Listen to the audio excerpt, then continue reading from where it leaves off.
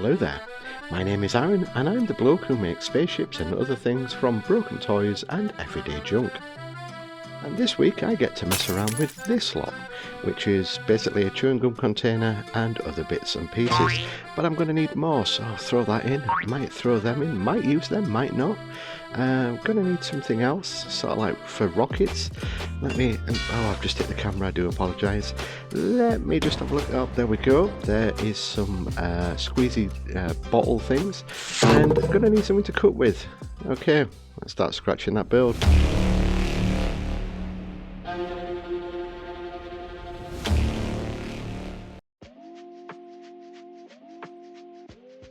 We're starting the build with a base, and whatever this is going to be the base for the spaceship. But I need something pointy to put on it. This will do. This is a bit from a squeezy bottle container, usually for soap and stuff like that. But I want this bit, and the plastic bit there, the plastic tube, will fit nicely into this. Now, to make the tube stay in the hole, I'm just going to apply some hot glue. There we go, and just ram it straight in, and that should be job done for that. Hang on, I've just realised something. That is clear base and I can't see it, so you can't see it. So I'll put this mat on there. There we go, that's what I'm talking about. That's the base. But this cutting mat is a bit wobbly and a bit not straight, so hang on, let me just try and rectify that. So there's the base that the spaceship's going to sit on, but it's kind of boring, so I'm going to get some EVA foam. Everybody uses this for crafts and stuff like that. I'm just going to cut a few strips off and chop them into random sized squares, and I'm just going to stick them on the base. Doesn't matter if the squares aren't square, because this is just for the base and just for a little bit of an effect. Hot glue, stick on the back and stick onto the base like so. This is what I ended up with. I'm just going to poke some holes in with my pokey tool, just to make it look like it's like panels. Look, can you see the holes there? Yep, there we go. So that's what I'm going to do all the way around. Well, the base was looking kind of dull, so I'm just going to use some of this. This is grip stuff that you put underneath mats and stuff to stop them from slipping on your kitchen tables. I'm just going to use a little bit of this, and just that's it. I'm just going to use 3 of them, and I'm just going to stick them on just for added texture.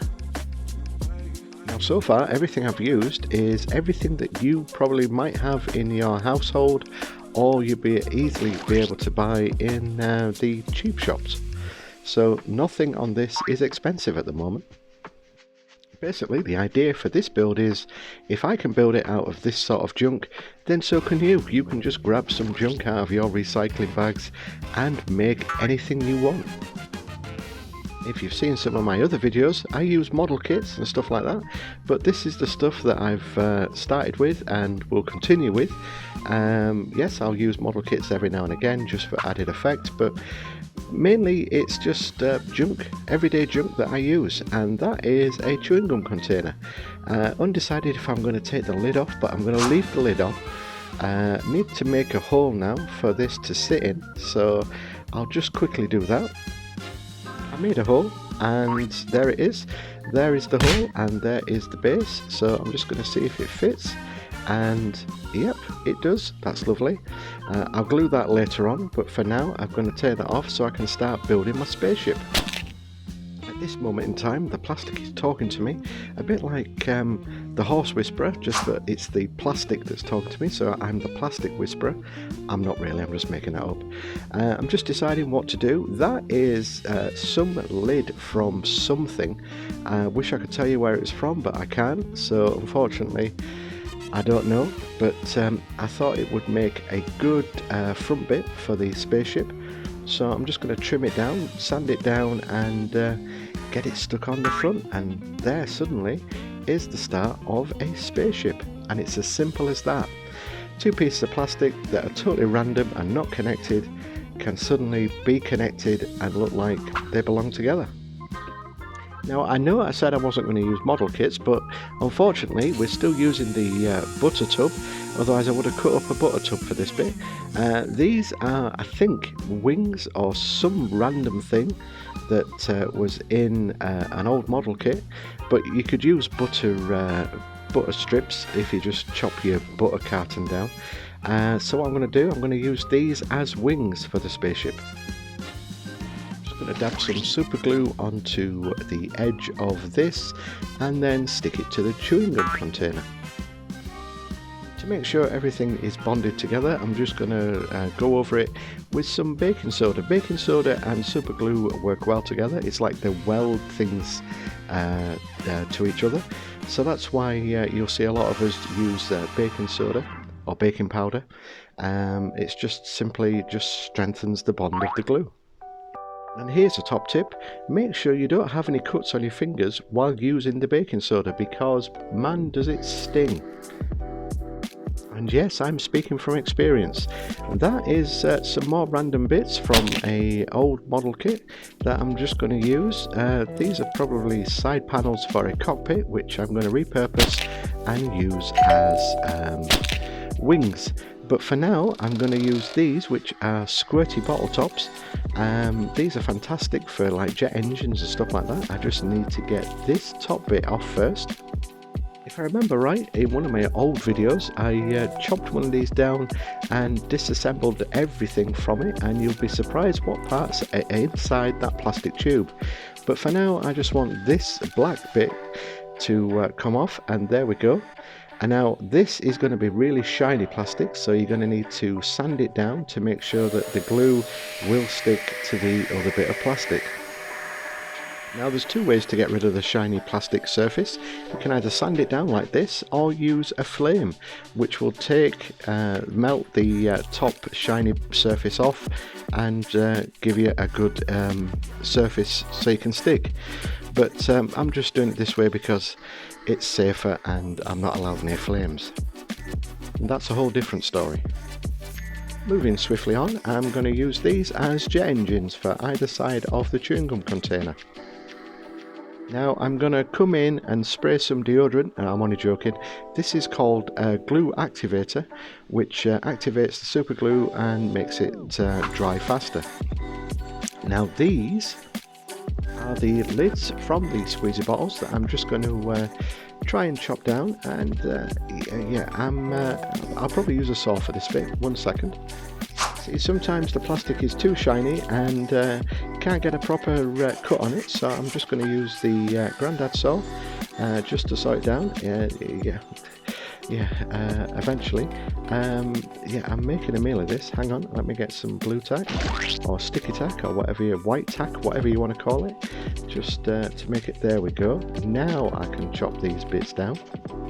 And after all that struggling, you're going to be left with this, which I'm going to do the other one, and then I'm going to stick them onto the bottom so it looks like some sort of landing legs or things, landing pads. I don't know, just making it up. All I know is it looks kind of cool at the bottom. Okay, everybody watched my video from a few months ago now, I guess. I tried the salt effect. Didn't turn out very well, so I'm going to try it with sand this time. So I'm getting all the stuff that I'm going to need, and I'm just going to try the chipping effect but with sand this time. So the idea is to wet the parts that you want the sand to stick to and then sprinkle sand on. Now this isn't going to work, then I'm fine with that. I'll just repaint it and do something different. But it's just interesting at this stage that I need to try and work out what I'm doing wrong, because everybody else seems to do it apart from me. There you go, sprinkled the sand on and you can see it's stuck, so I'm just going to leave it for a little bit, let it sort of dry, and then come back and start painting.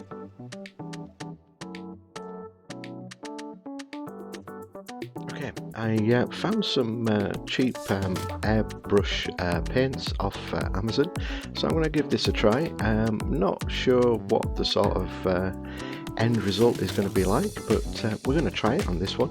It's going to be like a test subject, I suppose. So there's the first coat going on. let that dry, and then paint on the second coat. Okay, so everything's dry. That's a toothbrush. Yes, it's the other half's toothbrush, but don't tell her. Don't like this paint finish. Don't like the paint. I'm not going to tell you what brand it is, because you'll find my disgruntled comment or review on Amazon, but I'm just going to try and get this sand off, which is proving more trickier than it should be. Don't want to use water because I've not sprayed it with varnish, because if I start using water it's going to take all the acrylic off, because obviously acrylic is water based. It looks like the paint has stuck the sand onto the model, so I'm having to chip it away, which isn't ideal and isn't supposed to happen like that. So I'm going to say this is another fail. I will master this salt chipping effect eventually, but not today. So now the job is to work out what to do with this paint job, because it is hideous. Trying to fall in love with this paint work, but it's not happening. So what I'm trying to do is, with a fine liner silver pen, I'm just going in just to give the effect of chipping on the edges, just to see if I can live with this colour, but 90% certain this is going to change very shortly. Okay, I went away, had a think, and then came back and stuck some masking tape on certain parts of the model. What I'm going to do is I'm going to repaint it now, but I'm going to leave some squares of the blue showing. So I'm going to go in with a lightish grey now, just to cover everything up. Now this is proper airbrush paint from Vallejo, and you can tell it's a better sort of covering because of the way it's going on. So I'll just stick with the more expensive paint from now on. So the paint has dried, so it's time to take the masking tape off, and it's coming off lovely, and there we go. Now okay, still not 100%, but it's better than what it looked like. So with a bit of weathering and a bit of sort of dusting up and stuff like that, it should come out okay. I wanted the underside of this spaceship to look dirty, so I'm just going to spray it this sort of colour, just so it would suggest that it keeps going and flying down on, say, Mars, landing down on the I don't know, is it sand? Who knows? On the Mars surface, so it's all dirty from underneath. So that's why I'm doing that like this. I decided that to break up all the grey and the bits of blue, I'm going to put some Go Faster stripes. So some white Go Faster stripes go on the side of each wing. Then I'll just paint the front windscreen black. Not happy how this turned out, but it was the best I could do and couldn't think of anything else. I'm going to use the panel liner pen just to see what happens, and if anything else I can always use it as a wash. I'll just blend it down with a brush, and that's simply a dry brush that I'm using. I'm just going to just try and give the panels highlights. Now as you can see, we have a chip because I didn't sand the plastic down well enough, so all the paint has just flaked off. That would have freaked me out about a year ago, but I have an idea. I'm going to use this Q-tip. I'm going to take the cotton off the Q-tip, and then once I've rolled it into a ball, I'm going to paint red and yellow on it, so it looks like it's been hit and it's a little explosion that's happened in the cabin. This might work, this might not work, but like I said, a year ago I would have scrapped this because of that little boo-boo, but I'm going to try and cover up the boo-boo with this. So waited until the cotton bud had fully dried, and just going to try and stick it on the side now. So let's have a look. I think it's still a little bit too bright, but I can try and rectify that with some black wash. But yeah, looks okay, and it covers the little boo-boo that I've made. So I decided to put some numbers on the side of the spaceship, and then it is on for the glamour shots once I've done a bit of weathering. So as always, thank you very much for stopping by. If you like what you saw, please like, subscribe, and come back in next week or the week after and see what I've made then. But until next time, keep scratching that build, everybody. Thanks for watching.